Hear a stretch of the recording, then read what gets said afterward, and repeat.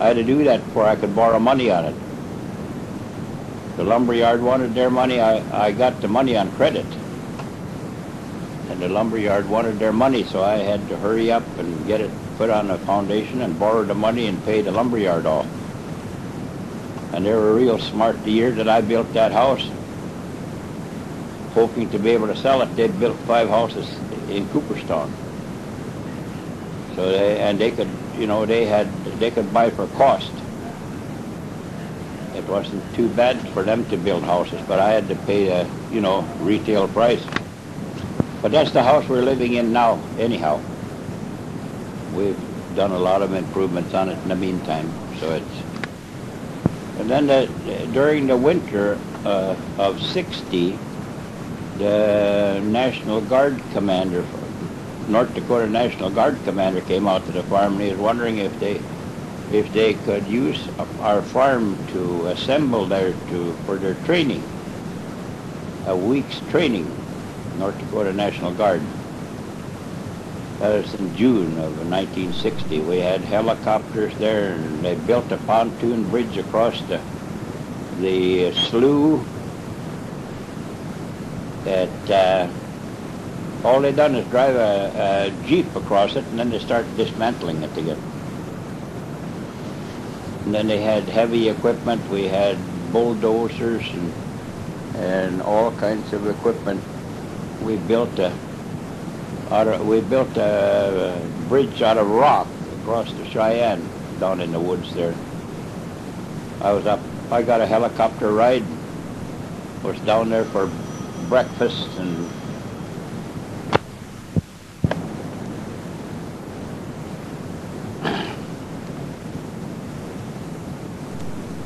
we found a lot of wire that was laid out, communication wire. I must have found a couple of miles of it after they'd gotten out. They didn't try to roll it up again. They just rolled out, you know, from the woods up on top of the hill, which was about a half a mile, and then they spread it out in the pasture, then down into the ravine on the other side too. So I had all kinds of double wire. Had that for several years before I used it all up. Donald Allen, or Allen Ray, Donald's boy was born at Lake Charles, Louisiana on the 1st of January 1960, and Wade Eugene, Patsy's boy, was born in Mackville on October 4th, 1960, on a Monday. So that they had, I got to keep track of the tape too, something here. In '61, the 25th of June, we had over 200 people attend our picnic, ham picnic out on the farm. It was the 5th one. We had people from all over the United States and Canada. I advertised for a long time on it. Started early winter, advertising it by radio. And it just took a long time to do all the advertising, but boy, did we ever have people, just lots and lots of them. Sandra was confirmed the May 28th of 1961, and Curtis Lee, Donald's boy, was born in DeRidder, Louisiana on October 16, 1961. Brian J., Patsy's boy, was born in Cooperstown, December 22nd, 1961, on a Saturday.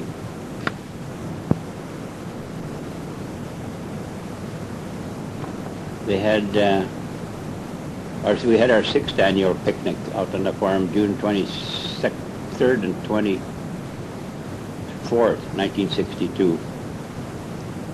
I joined Army Mars in September of '62. That pertains to amateur radio. And Larry graduated from high school in 1960. He got hurt when he was working for Roostons. They were tearing down a barn, and a barn wall fell on him. Busted him up pretty bad. When I was cutting hay, about the 20th of June, I drove over two fawns. I injured their back. I took them home and asked for permission to keep them, so that the Game and Fish Department, asked the Game and Fish Department for it. But they came and picked them up. The family was pretty discontented. It's a heck of a note, we brought them back to life. There's no way that I could know that they were in the alfalfa field or run across them with a mower bar and injured them. Brian was baptized the 22nd of June of 62, and Wade was baptized the 22nd of June of 62. These amateur hamfests were pretty important every year. In 1963, we held it the 29th and 30th of June. We had Burkharts come up from South Dakota, Watertown, South Dakota, and we had Iversons come in from Minot with a display table, new equipment and old equipment. And we gave free airplane rides and free boat rides. It was quite an event. There were several hundred people there down in the sheep, what we call the sheep pasture. I got a certificate for working all counties in North Dakota, June 17th of 63. That was issued at NDSU. I've shot over 123 deer. I quit at the number that I could always remember, 1, 2, 3. But there's been a lot of deer hunting going on up in the farm.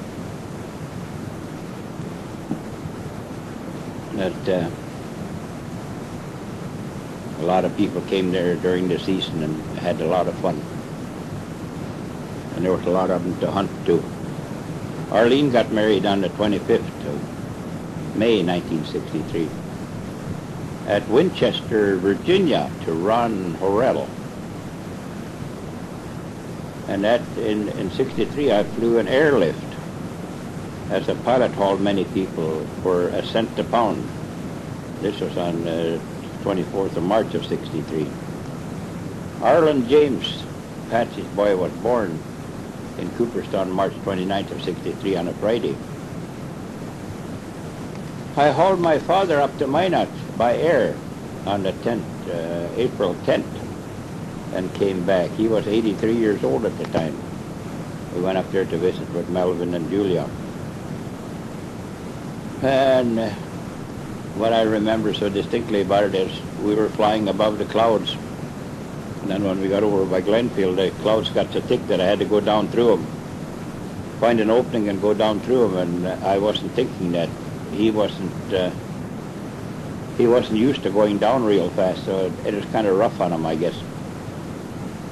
I know I wouldn't have cared to been in his shoes when I never even thought of it,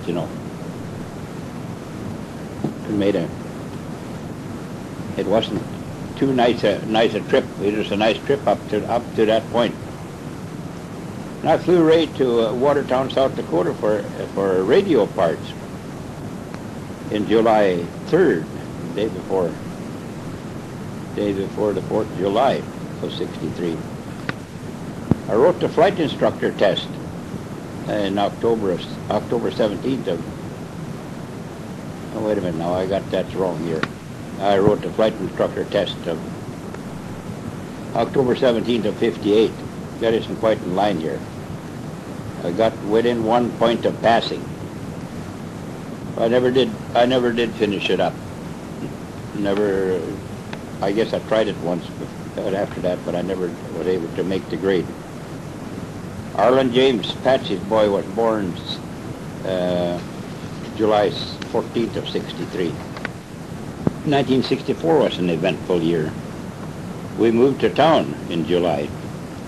I completed a course in woodworking on the 18th of February of 64 with the Air University.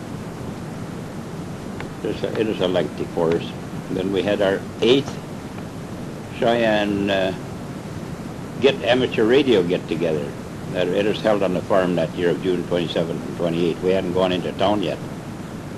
And I drove school bus in the Cooperstown School District the whole season when we got into town. When we sold the farm, we invested our money in income property the summer of 1964. That's, well, we had 13 units altogether at the highest point. Arthur got married February 7, 1964 at the United Lutheran Church of Grand Forks to Barbara Clemmo. And Larry got hurt on the west coast in a mill accident. He had a 2x4 hit him in the stomach and busted his aorta. He was awful close to gone. May and I drove out. We drove steady from Cooperstown to Santa Rosa, California, day and night. And when we got out there, well, we were there for a week or something like that. And when I got iritis, so May had to drive back again. We drove through Oregon. I guess that was it.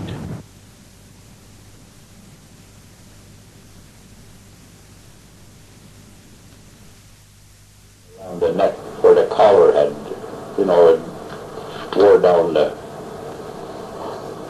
it wore down the fur so that he didn't sell very good. I remember Bert Olson and I went up to what they call Easterelson. He lived there, where should I say? About a mile and a half north and west of the Langer corner, out on 45. He was a bachelor, and he'd come and visit the neighbors.